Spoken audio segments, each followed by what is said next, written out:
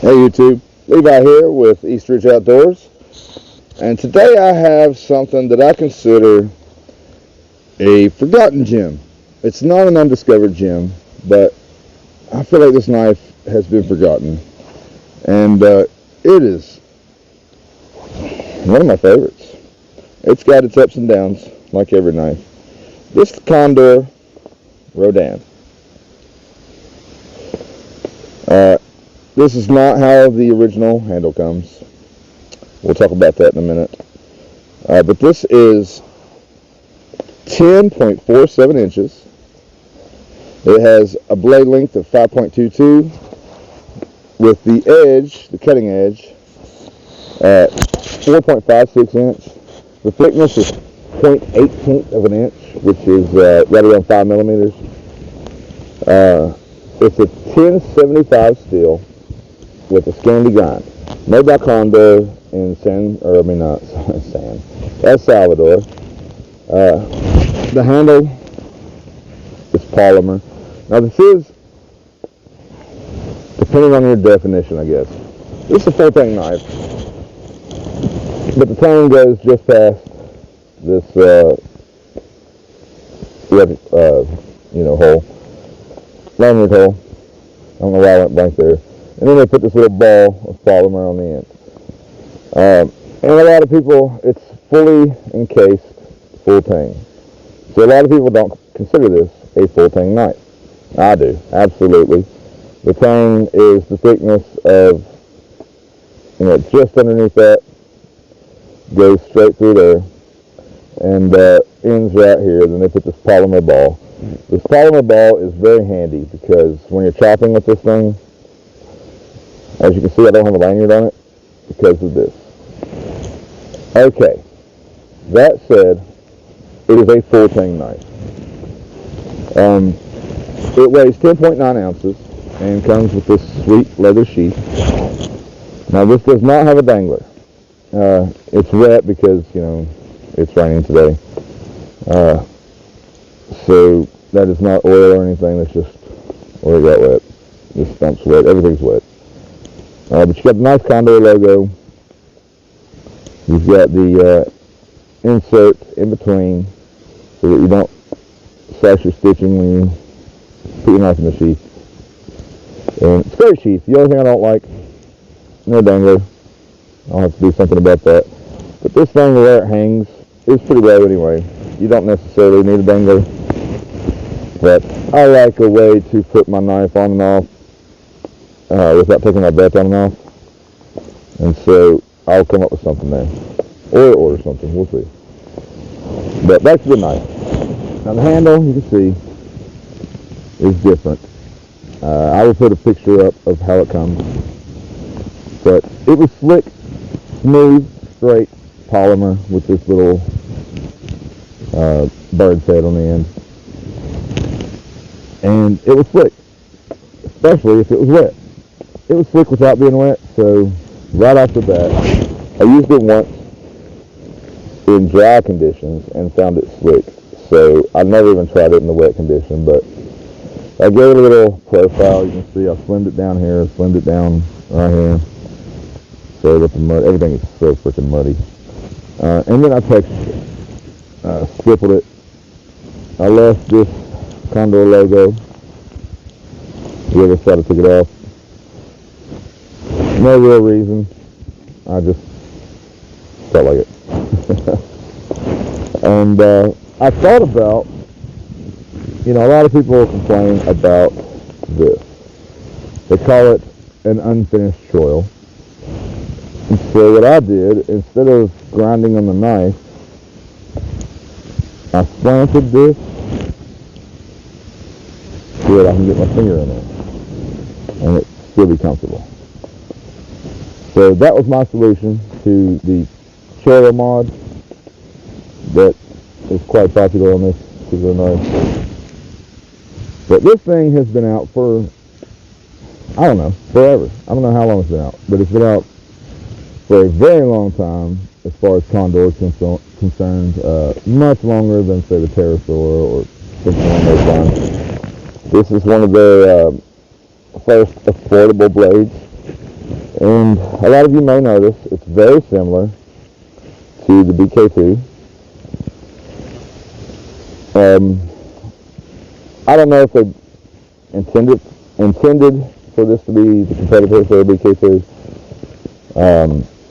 but it flat out is. It's not quite as thick, and I've never had a BK2.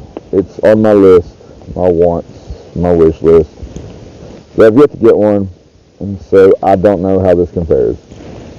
I like to say it's close. Everybody says the BK2 is better, but it is thicker, and it's slightly longer. Like I said, this is 5.22. I think the BK2 is 5.5. Don't quote me on that. You can look it up. But yeah, it's very close to that. And so, one major difference is the BK2 has a flat gun, and as you can see, this is Scandi. And this has advantages and disadvantages. It does help with woodworking, does a great job. And all around, I really, really like this knife. I got it for $50.49 on Amazon, on sale. I checked today, and it is currently running at $56.93. This used to be about a $35 knife. I believe Condor has discontinued this. I know that a lot of knife stores and websites, whatever, have listed it as discontinued, but I don't know for certain that Condor did that or that they just quick carried it.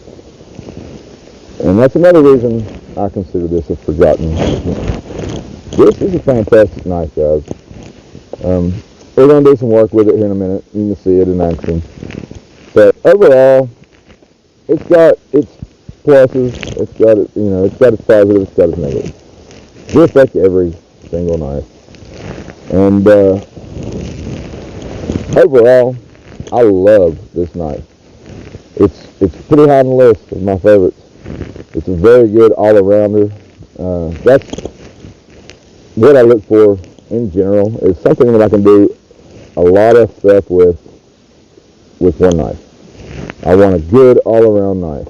Something that's good at carving wood, something that's good at woodworking, wood processing, fire making, comfortable, hangs well. I mean, I'm picky. I'm not gonna lie, and this is high up on the list. But now that it wasn't so high, it was a good knife before, great knife before. But since I did what I did to the handle, it has really moved up on that list. Because now it's got a good grip, it's comfortable for me. I did it to my own grip, my hand. So I even heated this after I finished it. I heated it up with a heat gun and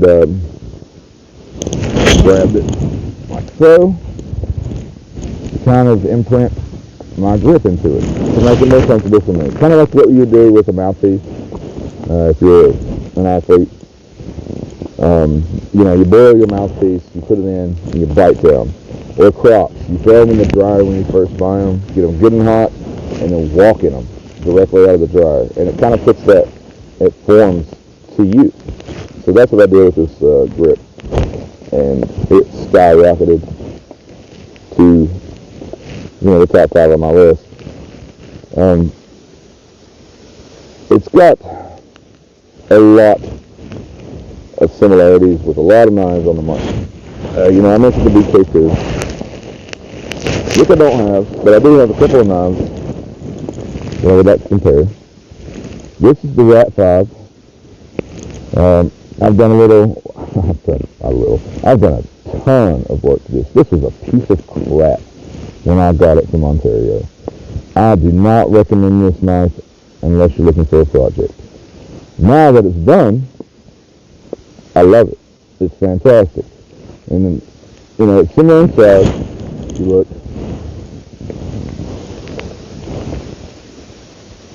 very similar, but it tapers. There you go. It tapers down to a sharper point. It's flat grind. It has jimping. I do like jimping on a knife. I don't feel like it's necessary on this knife. I haven't needed it at all. So there's that. That's why I didn't do that. I haven't really messed with the blade profile or anything. I haven't touched the steel. Let me put it that way. No sanding, no grinding, no nothing. No removing of the coating, which I had to do to this to get it to strike a ferro rod and shave fat wood. This knife was crap. This Ontario knife. But after 4 or 5 hours of work, I love it. You can see I've got this as a bow drill divot. That's because the first time I used this knife, I lost a screw in the dark, in the woods. Yay.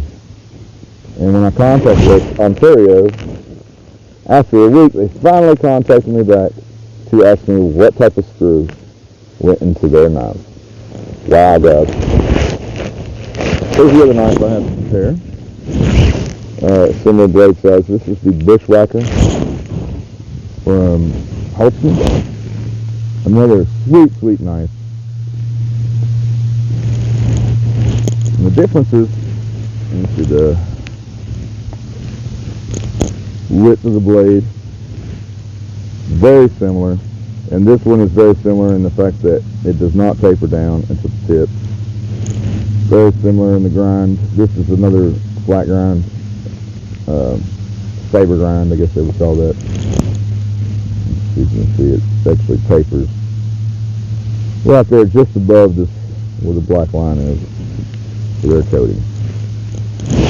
This knife did not strike the ferro rod very well, so I removed the coating on the top and just on the very edge. And that looks great. I added the bow drill divot. That one I was forced to add a bow drill divot. This one I did not do that to. I had no intentions of doing that too. But as you can see, they're very similar. This one, baton's the best. Second, third. I believe because of the complete flat grind here, and the way this is a bit more like a wedge. Would be better.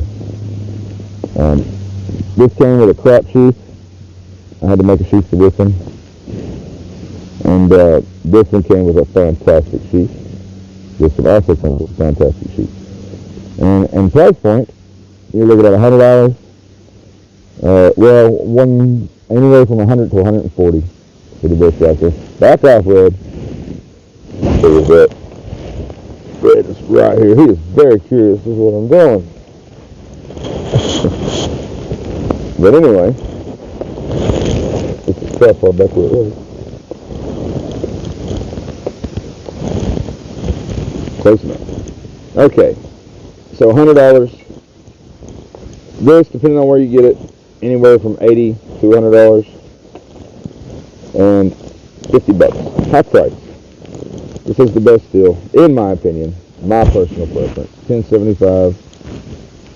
This is D2 on the Bushwhacker, and depending on where you read, this is either $10.75 or $61.60, which is equivalent to $10.66. And you can probably tell by the comments I made about this knife that Ontario really ticked me off with this knife. Their response, what they've done, they used to have, it used to be $10.95, for those of you who don't know. They lowered the steel quality, lowered the sheath quality, they changed the sheath, and their QC is garbage. So if Ontario doesn't change their philosophy and how they do with their knives, if they're in business in 10 years, I'll be amazed. But I think the military is what's keeping them going as it is. And I believe K-Bar can take that business easily. So, Ontario, step up, guys, or you're going to be gone. Anyway, enough about my Ontario anger. Positives, there are a lot to this knife. The negatives, Out of the factory, the dangler on the sheath, which is only negative to me. That's a preference. And the slickness is without a doubt a negative. As the factory straight polymer slick plastic handle, that's an absolute negative. But do a little work, which I like to do this kind of stuff, you know. It doesn't take much to do this. That's what, 30 minutes I think it took me total to do the whole thing. And I have something I absolutely love now. If you want the finger chill, that's up to you, you know, but this is a great knife to modify. Fantastic knife to modify. If you're looking for something that you want to make your own with very little work, then I highly recommend that for that as well. This is a great knife to modify if you want to do a shit ton of work. And this one needed no modifications. The only thing I did to this was add the bow drill divot, and I broke the tip. And so I had to re-profile it and lost 1/4 inch length. But SD2 is brittle, you know. Keeps an edge. Very hard, so it's very brittle. Alright, so let me move the camera, and I'll get to some wood processing. I'm going to back these cows off a bit because they're getting really going to mess with my rain fly, and I don't want to get it into this rain. So give me just a minute, and I'll be back with you guys. We'll do some wood processing and build a fire.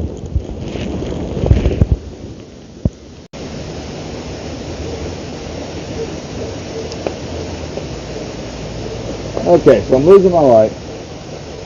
I'm trying to get this done as quickly as possible.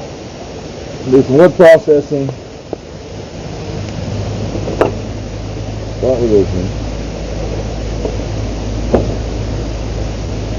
Back up! Sorry, the cows will not go on. Now this is not an ideal piece because of these branches. We're going to try it anyway.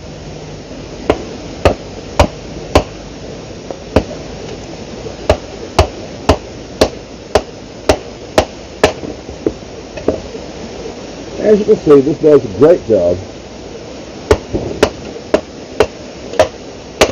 of pawning wood. So you've seen that. I suck at feather sticks, but we're going to try it. Give myself a little smooth area.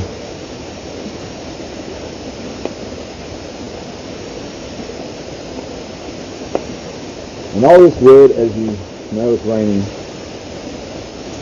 It's really wet.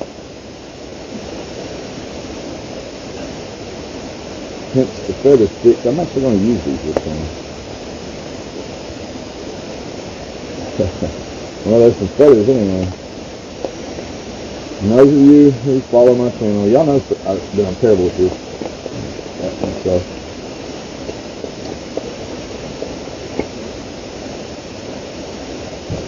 But this knife does a fantastic job for those who are good at it.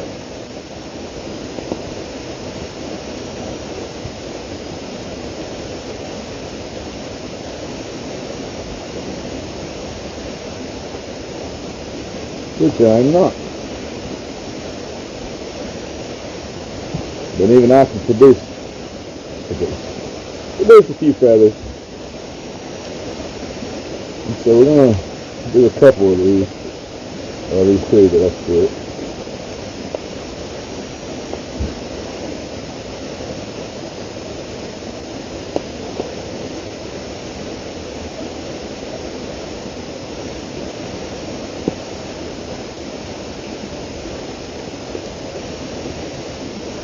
So yeah, it does feather stick. I'm about to get completely dark here, so I'm not going to notch. But for those of you who are experienced, you know, it's going to do feather sticks, it'll do notching. And it does a great job with some notching. But I'm in a hurry to get a fire going so I don't lose all my light and this just looks terrible. So now you can see what it'll do. A little piece of fat wood here.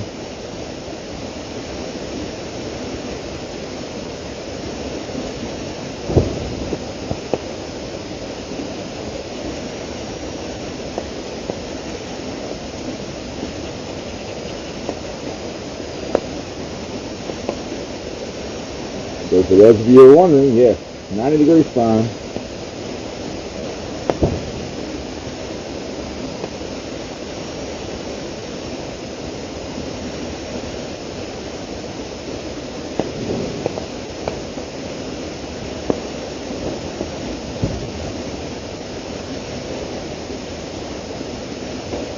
This is all I'm going to show you.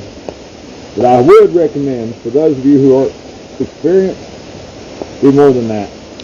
If you're building a fire in wet conditions, do more than that. I'm experienced. I know that'll do me. But I am going to do some shaving off of this fat wood as well.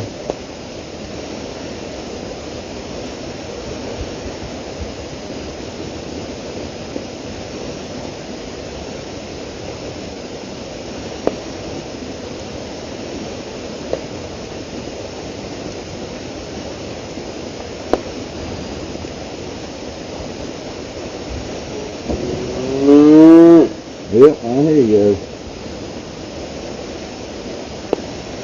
Never had such a giant audience of cattle. They just, yeah, leave my, hey, leave that alone. Messing with my sky line for my rain truck and my rain fly.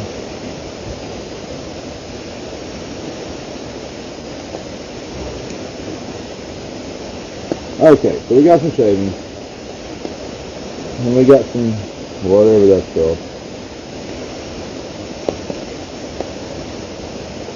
Got some feathers I cut off here.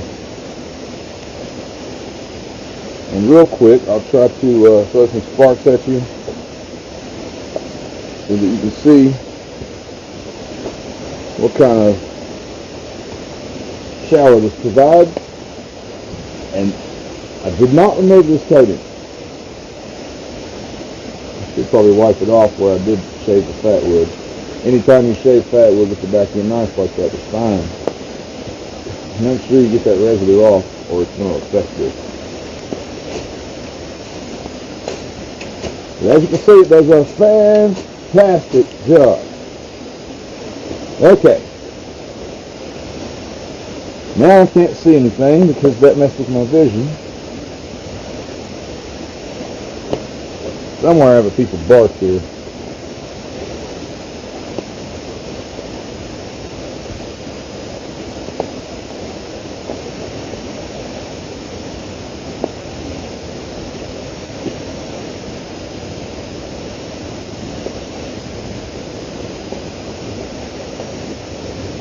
Okay, so I'll put my shavings on here. This is something else I recommend if you're building a fire, for those who aren't super experienced. Find you something stable, especially if you do something like I do with tinder, fat wood, whatever. If you're shaving something, find you something stable to throw your sparks onto. That way it doesn't fly everywhere, you don't bury it into the mud, whatever, but I do it this way.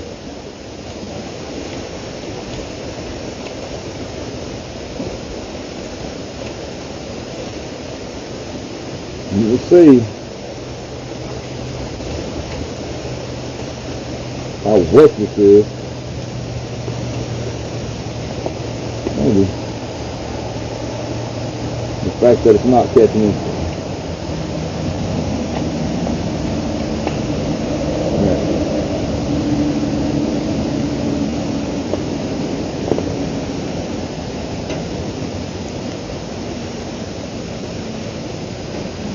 And like I said, if you're not experienced, make much more than this. I know this is enough for me,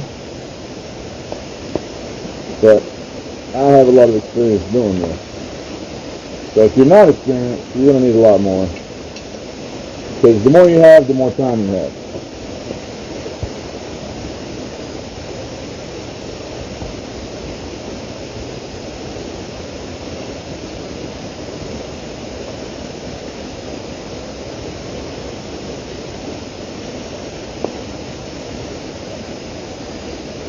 And where this is wet,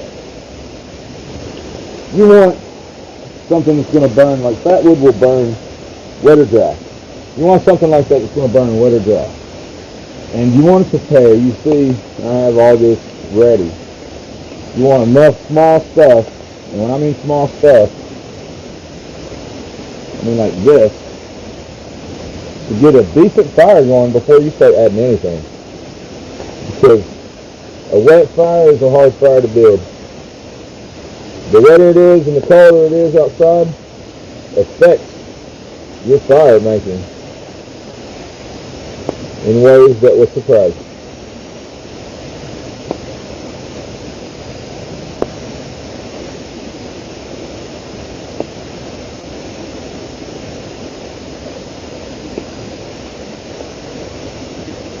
The more good stuff you have, small stuff to get going, the better off you'll be in building your fire.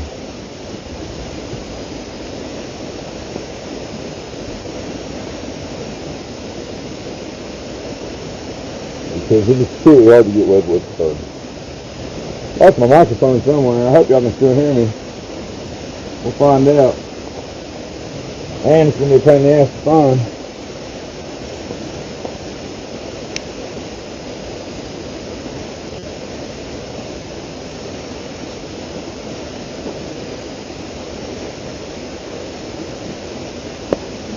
Might extend the video, but I'm not going to cut this, simply so you can see that how long it takes to get a fire going in wet conditions.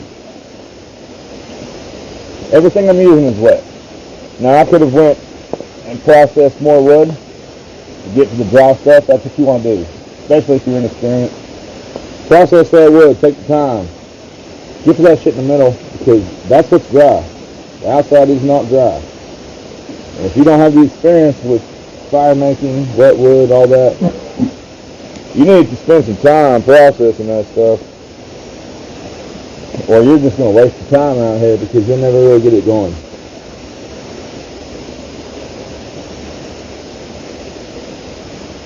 Preparation is key to fire making. Absolutely key.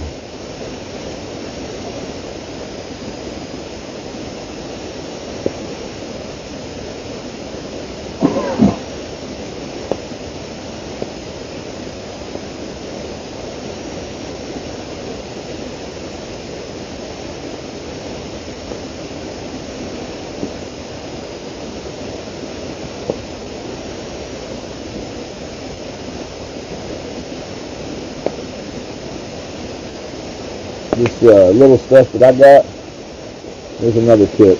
Never pick your wood up off the ground if it's wet. Pick it out of the trees. I went to the pine that's close to me and broke off all those dead tiny branches so that I would have some dry stuff, or drier, should I say.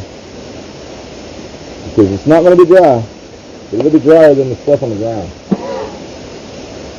What is going on with this cow? This cow's like coughing over here, if y'all can hear that.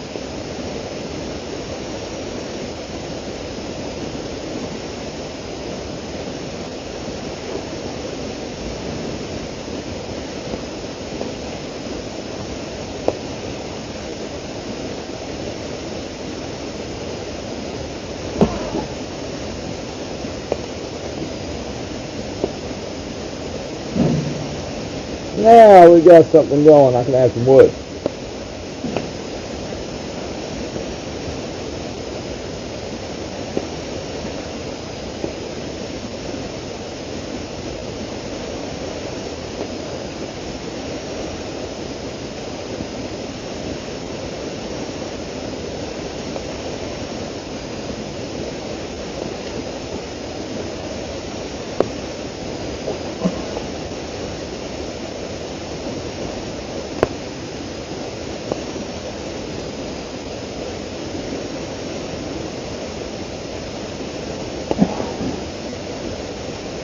It sounds like an old man over there coughing, doesn't it?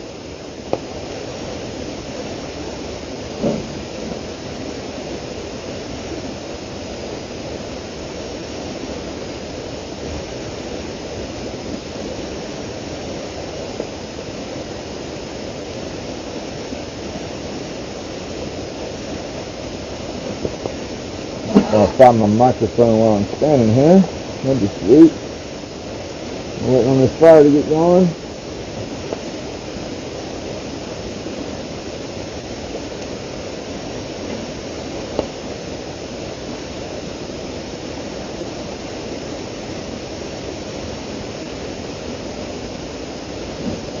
And I don't see it.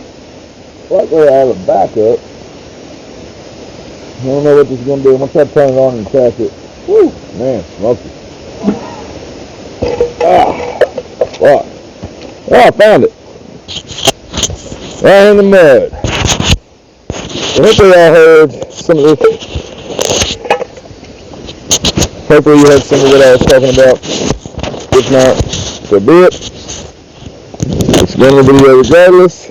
But, like I said earlier, if you didn't hear it, there's a few fire tips for making a fire in the wet, in the rain. If you didn't hear it, and I had this, you know, and you want to know what I said, just let me know. I'll do a video about fire making in wet conditions, snowy conditions, cold conditions, because it makes all the difference in the world. But if you don't care, if I don't get enough comments, I won't do it. Maybe I heard that. I don't know. We'll find out when I do the editing.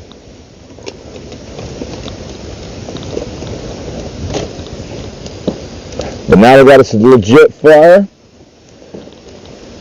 It's going because I had enough smalls to get it to blaze.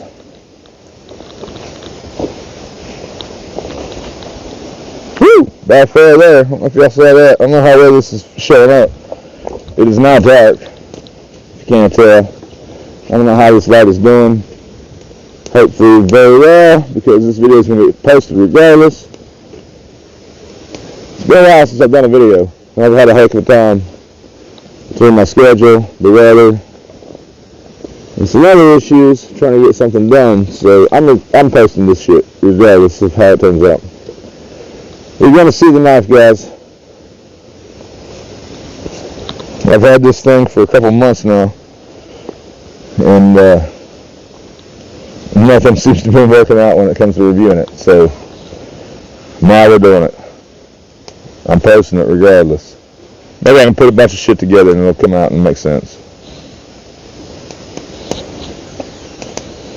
But overall, oh my god, it's so smoky. This is kind of under my rain fly. So here it is again. The Condor Rodan. Fantastic knife, guys. Love it. Great for wood processing. Just great all around knife. That's what I look for. Something that can do a little bit of everything and does it all well. You know what they say, I had the same issue with cold steel. The last cold steel review I did. Something, jack of all trades, master of none. But damn near a master. You know, if it takes, you're looking at your bachelor's, this is an associate's degree in badassness on everything. Certain knives have their bachelor's degree of badassness in certain areas. This is an associate's degree in everything. Fantastic knife. Highly recommend. Condor Rodan, El Salvador. Just over 5-inch blade. Not too heavy, not too light. Great for wood processing. Nice thick spine. Get them before they're gone, guys. Get them before they're gone. Condor, if you're watching, I'll be shocked. But if somebody from Condor or somebody who communicates on a regular with Condor, if y'all are watching, bring this back. Update it. Newer design. The blade is fantastic. The size is fantastic. Do some of this handle. Make it better. Don't discontinue. That's all I got for you. All right, fellas. And the 2 ladies. Maybe 3, according to my analytics that are watching. I'm out.